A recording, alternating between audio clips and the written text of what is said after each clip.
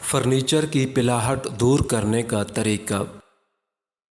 پلاہٹ والے حصے کو نیم گرم پانی کے ساتھ دھونے کے بعد روئی سے ہلکا سا السی کا تیل لگا کر دھوپ میں رکھ دیں۔ 2 گھنٹے کے بعد سوتی کپڑے سے رگڑیں، پلاہٹ دور ہو جائے گی۔ ٹماٹر محفوظ کرنے کا طریقہ۔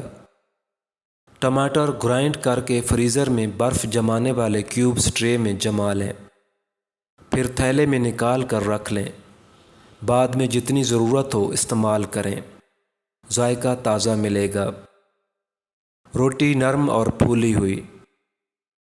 جب آٹا گوندھیں تو نمک اور پانی کے ساتھ 2 کھانے کے چمچ کوکنگ آئل شامل کر لیں۔ روٹی نرم بنے گی اور پھولے گی بھی۔ آلو کے چپس کالے نہ ہوں۔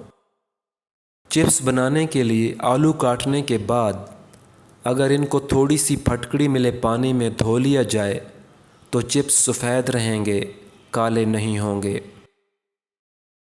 سبزیوں سے کیڑے مکوڑے نکالنے کے لیے اگر سبزیوں کو 15 منٹ تک یخ ٹھنڈے پانی میں ڈال کر رکھیں تو ان میں موجود تمام کیڑے مکوڑے ختم ہو جاتے ہیں۔ آٹے کو کیڑوں سے بچانے کا طریقہ۔ تیز پات کے پتے ململ کی باریک پوٹلی میں باندھ کر رکھنے سے آٹے میں کیڑے نہیں پڑتے۔ انڈا تازہ ہے کہ نہیں۔ پانی کے برتن میں انڈوں کو ڈال دیں، جو انڈے بیٹھ جائیں گے وہ ٹھیک ہوں گے، باقی تیرنے والے انڈے خراب ہوں گے۔